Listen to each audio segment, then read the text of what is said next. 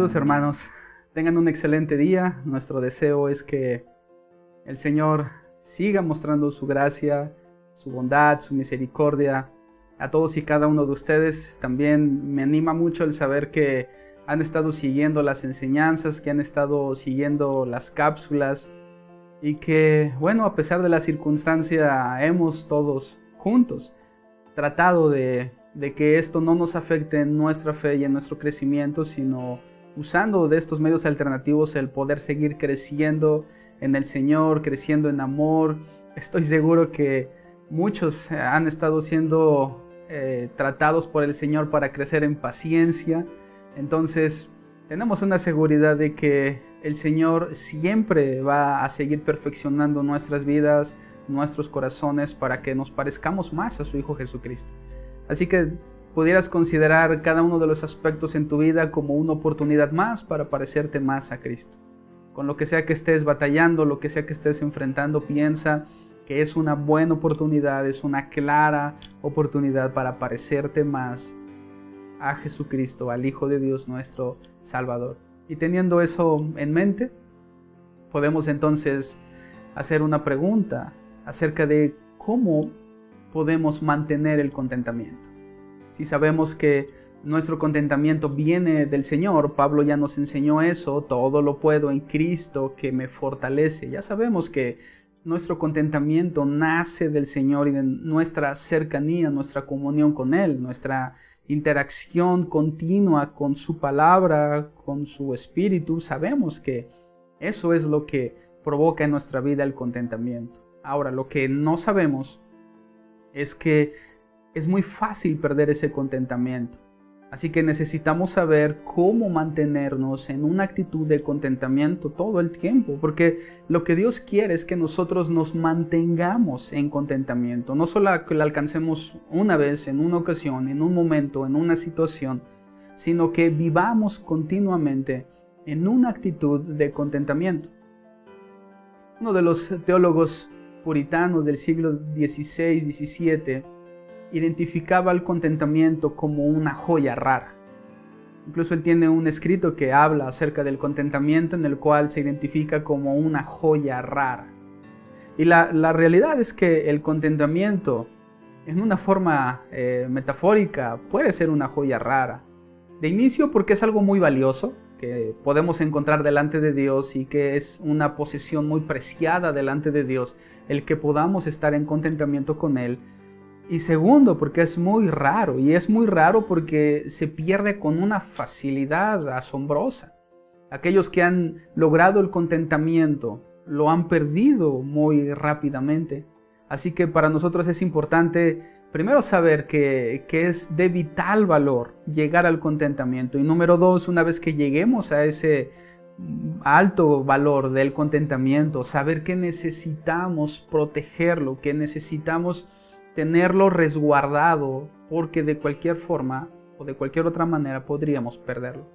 Así como una persona tiene una posesión valiosa, tiene una joya que a sus ojos y a su perspectiva es muy valiosa, la cuida, la protege, la resguarda para que no le sea robada, para que no la extravíe. Así nosotros tenemos que proteger el contentamiento delante de Dios. Tenemos que saber que el mundo busca robarnos el contentamiento. Si perdemos nuestro contentamiento, se abrirá toda una posibilidad increíble para cometer errores, para la tentación y para el pecado, para la insatisfacción, y ya ni hablemos de la queja. Sin embargo, si nosotros mantenemos ese contentamiento, entonces vamos a poder mantenernos en el Señor en una forma más plena y mucho más satisfactoria. Un punto importante acerca de cómo mantener el contentamiento es mantener a raya nuestras motivaciones. Es importante saber el por qué nosotros hacemos lo que hacemos, cuál es la razón del por qué vivimos, del por qué tomamos esas decisiones, cuál es la razón del por qué tomamos esa conducta, cuál es la razón del por qué hacemos lo que hacemos. Tal vez en el día de hoy que tú estás escuchando o viviendo esta enseñanza, tú has tomado muchas decisiones, has tomado muchas decisiones has hecho o has ejecutado muchas acciones a lo largo de este día, o incluso si nos ampliamos más, a lo largo de esta semana tú has hecho muchas cosas, has dicho muchas cosas y has dejado de hacer muchas otras. Y la pregunta importante aquí es ¿por qué? ¿Por qué lo has hecho? ¿Por qué lo has dicho? ¿Por qué lo has dejado de hacer? ¿Cuál es la razón del por qué hacemos lo que hacemos? Tenemos que tener claras cuáles son nuestras motivaciones. Y esa es una clave muy importante para mantener o perder el gozo. ¿Por qué hacemos lo que hacemos? En Colosenses capítulo 3, versículo 17, recordemos que toda la epístola a los Colosenses nos presenta a Cristo como todo lo que necesitamos. Nos presenta a Cristo como la imagen del Dios invisible, el primogénito de toda la creación, por quien fueron hechas y para quien fueron hechas todas las cosas. Nos presenta a Cristo como lo principal en nuestra vida. Ese es el objetivo de la carta a los Colosenses.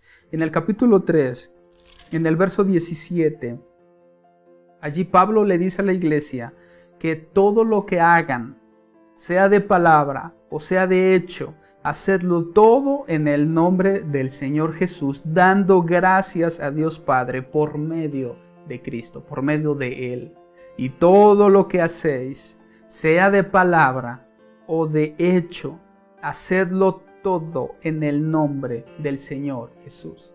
Eso significa que todo lo que hacemos y todo lo que decimos tiene que tener como principal objetivo a Cristo. Nuestra motivación principal tiene que ser Cristo. El objetivo de nuestras acciones, decisiones, pensamientos, palabras tiene que ser Cristo. Toda motivación de nuestro corazón tiene que ser Cristo. Si nosotros no tenemos como principal motivación a Cristo, estaremos perdiendo entonces el rumbo de la importancia de glorificar a Dios y de que toda nuestra vida sea de beneficio para Él y para su obra. Que todo lo que nosotros hacemos tenga un sentido de glorificación hacia Cristo. De cualquier otra forma, entonces nos estaremos encontrando envueltos en afán y en deseos terrenales. La diferencia entre el contentamiento y el afán es que el contentamiento nace y se enfoca en Cristo y el afán nace y se enfoca en nosotros mismos. El contentamiento es la búsqueda de satisfacción en el Señor sin importar las circunstancias, pero el afán es la búsqueda de satisfacción en las circunstancias. Si nosotros tenemos claro cuál es nuestra motivación en todo lo que hacemos, decimos, pensamos o sentimos, sin duda nos vamos a mantener de un lado seguro del contentamiento, un lado seguro en la fe, de manera que nosotros podamos mantener ese contentamiento. Si yo mantengo a raya mis motivaciones, tengo más posibilidades de mantener por mayor tiempo mi contentamiento en el Señor. Hacer la voluntad de Dios es un segundo aspecto que nos puede ayudar a mantenernos en el contentamiento. Esto es importante porque cuando nosotros estamos tan enfocados, tan ocupados en hacer la voluntad de Dios, no vamos a tener tiempo para hacer nuestra voluntad. Si todo el esfuerzo, si toda la energía, toda nuestra mente y corazón está enfocado en hacer la voluntad de Dios, no va a haber un solo momento de tiempo, de oportunidad para buscar hacer nuestra propia voluntad. La voluntad del Señor es un lugar de resguardo, es vivir bajo los límites de Dios. Si nosotros nos preocupamos por vivir en su voluntad, por vivir bajo y dentro de su voluntad, sin duda estaremos caminando al mismo tiempo y de forma paralela hacia el contentamiento, porque el contentamiento lo encontramos en la voluntad de Dios, no fuera de ella. Si estamos dentro de la voluntad de Dios, nos vamos a mantener en el camino, en el rumbo hacia el contentamiento. Segunda de Corintios, allí Pablo nos muestra algunas razones del por qué estar en la voluntad de Dios, o la razón principal al menos. Segunda de Corintios capítulo 5, verso 15. Podemos leer desde el versículo 14. Porque el amor de Cristo nos constriñe pensando esto, que si uno murió por todos, luego eso significa que todos murieron. Verso 15. Y por todos murió entonces. ¿Para qué? Para que los que viven ya no vivan para sí, sino para aquel que murió y resucitó por ellos. Escucha. Y por todos murió, para que los que viven, los que han sido rescatados de esa vana manera de vivir, los que han sido rescatados de sus pasiones, de sus deleites, de sus deseos, de su pecado, de la condenación, de las consecuencias eternas del pecado, aquellos que han sido rescatados y han recibido vida por Cristo, ya no vivan ahora para sí, porque eso es precisamente la forma de vida pasada, vivir para nosotros mismos, sino que ahora en esta nueva vida vivamos para aquel que murió y resucitó por nosotros. Hacer la voluntad de Dios significa entender el sacrificio de Cristo, y entender el sacrificio de Cristo nos lleva a la satisfacción, y la satisfacción en Cristo nos lleva al contentamiento sin importar la circunstancia en la cual nosotros nos encontremos. Pero fuera de su voluntad no va a haber satisfacción, no va a haber plenitud. Fuera de su voluntad todo es insatisfacción y desilusión. Porque Cristo nos ha dado una nueva vida, un nuevo objetivo, nuevas metas, nuevos anhelos, nuevos deseos, que solamente pueden ser satisfechos dentro de su voluntad. Su voluntad le da sentido a nuestra vida. Su voluntad nos da pertenencia, nos da un sentido claro de saber que somos útiles delante de Dios, nos da un rumbo, nos da fuerza, nos da una razón para vivir, hacer su voluntad, agradarle a Él. ¿Por qué? Porque Él murió y resucitó por nosotros. Así que ahora nosotros ya no vivimos para el deleite propio, sino vivimos para hacer su voluntad. Si nos mantenemos en esa línea, el contentamiento estará a la vista y estará siempre al alcance, estará siempre a nuestra mano, porque estaremos dentro de su voluntad. El tercer y último aspecto en cómo mantener el contentamiento, y creo que con esto podremos cerrar el tema de contentamiento, no para siempre, en algún momento el Señor en su voluntad y en su soberanía Él determinará que hablemos todavía más acerca de este tema, pero creo que en este tiempo hemos entendido muy bien aspectos claros, importantes del contentamiento. Pero quiero que cerremos con este punto que puede y que creo que enmarca todo lo que hemos hablado acerca del contentamiento. ¿Cómo mantenernos en él? Y la respuesta es que Cristo sea todo en tu vida. Si Cristo es todo en tu vida, sin duda podrás tener contentamiento en Cristo. ¿Recuerdas las palabras de Pablo? Todo lo puedo en Cristo que me fortalece. Y si toda mi vida es Cristo, si Cristo es todo en mi vida, sin duda estaremos en el contentamiento. Filipenses capítulo 3, en esta misma epístola en la cual Pablo nos habló acerca del contentamiento, pero en el capítulo 3, a partir del versículo 7, allí vamos a ver cómo para Pablo todo en su vida era Cristo, y como consecuencia de que todo en la vida de Pablo era Cristo, entonces el resultado inevitable es contentamiento. A partir del versículo 7 y hasta el versículo 12, allí Pablo le dice a la iglesia de los filipenses: pero cuantas cosas eran para mí ganancia, las he estimado como pérdida por el amor de Cristo. Nota, amor de Cristo. Y ciertamente, aún estimo todas las cosas como pérdida por la excelencia del conocimiento de Cristo. Es decir, Pablo ya nos habló del amor de Cristo, ahora nos está hablando del conocimiento de Cristo. Por amor del cual lo he perdido todo y lo tengo por basura para ganar a Cristo y ser hallado en Él, no teniendo mi propia justicia, que es por la ley, sino la que es por la fe en Cristo. Nos menciona otro aspecto más: amor de Cristo, conocimiento de Cristo, fe en Cristo. La justicia que es de Dios por la fe, a fin de conocerle, otro aspecto más, y de conocerlo no solamente a Él, sino el poder de su resurrección y la participación de sus padecimientos, llegando a ser semejante a Él en su muerte. Pablo nos menciona aquí 6 verdades que tienen que ver en cómo Cristo es todo en nuestra vida y cómo debe de ser todo en tu vida también.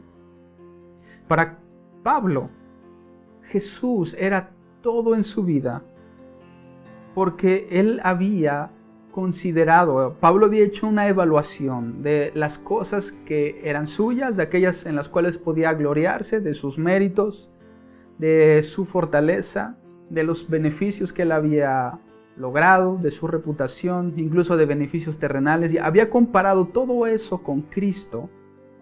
Y Pablo había determinado que toda su vida pasada podía ser considerada como basura en comparación con Cristo. Pablo tampoco necesariamente está diciendo que toda su vida anterior fue basura. Pablo está diciendo que en comparación con Cristo, cualquier cosa es de mucho menor valor. Y si Cristo es todo en nuestra vida y es lo único que debe de tener importancia, entonces todo lo demás es basura. La razón o las 6 razones que Pablo nos da para que Cristo sea todo en nuestra vida es su amor. Es lo primero que Pablo menciona. En el versículo 7 menciona el amor de Cristo. En el versículo 8 menciona el conocimiento de Cristo. En el versículo 9 menciona la fe en Cristo. En el versículo 10 menciona las últimas 3, que es conocer a Cristo, el poder de su resurrección y participar en sus padecimientos. Y yo quisiera que pusiéramos un poco más de atención en la última de estas 6 cosas que Pablo menciona. A fin de conocerle y conocer el poder de su resurrección y la participación de sus padecimientos. Es decir, Pablo pone la participación de los padecimientos con Cristo en el último lugar, en el más lejano, en el más alto, en el cual un creyente puede llegar. Es curioso que al inicio Pablo habla del amor de Cristo y al final Pablo habla de participar en los padecimientos de Cristo. Comienza hablando del amor y termina hablando acerca de las dificultades en Cristo. Como si Pablo fuera poco a poco escalando y avanzando hacia el punto en el cual Cristo sea todo en nuestra vida. Comenzamos amando a Cristo, conocemos a Cristo, tenemos fe en Él. Desechamos todas las cosas con el objetivo de conocerle, de participar en su resurrección y finalmente participar también de sus padecimientos. Es importante para un creyente padecer en Cristo. Cuando nosotros padecemos en Cristo, una vez que hemos experimentado todo lo anterior que Pablo menciona, desde el amor de Cristo hasta su resurrección, vamos a poder llegar al contentamiento. Porque entendemos entonces que toda nuestra vida, desde el inicio hasta el fin, tiene que ver única y exclusivamente con Cristo y cómo Él está siendo formado en nuestra vida y cómo nosotros somos un reflejo perfecto de Jesús. Si no quieres perder el contentamiento, una vez que lo has alcanzado, tienes que tener clara en tu mente, en tu corazón, que Cristo debe ser todo en tu vida. Si Cristo es todo en tu vida, todo lo que surja de ella, entonces estará en la línea del contentamiento y permanecerás tú mismo en contentamiento. Si todos los creyentes nos mantenemos dentro del lugar de resguardo donde Cristo es todo en nuestra vida, entonces vamos a estar dentro del contentamiento y nunca perderemos ese contentamiento, porque entendemos que perderlo sería alejarnos de Él. Pero como Él es todo en nuestra vida, nos mantenemos en Él y hacemos todo lo posible por seguir en Él, por estar a sus pies, y que de esa forma de Él provenga nuestro contentamiento. Hermanos, pues creo que podemos cerrar el tema del contentamiento con la imagen de Cristo siendo todo en nuestra vida. Que Él sea y enmarque nuestra vida como lo más precioso, lo más valioso, la esencia propia de nuestra existencia. Y teniendo eso en mente y teniendo esto claro, este sentido claro, el contentamiento estará siempre a nuestro alcance y estaremos viviendo siempre en el contentamiento. Hermanos, que haya un deseo vivo en ustedes, en cada uno, por mantenerse en Cristo, y como consecuencia, Él nos fortalecerá para mantenernos en el contentamiento sin importar la circunstancia que estemos pasando, sea este momento o sea cualquier otro, sea más difícil o menos complejo. Siempre estaremos en contentamiento gracias y por medio de Cristo, aquel que nos salvó y nos ha dado una nueva vida, para que ahora los que vivamos, los que tenemos vida, la vivamos única y exclusivamente para Él. Hermanos, que el Señor les bendiga.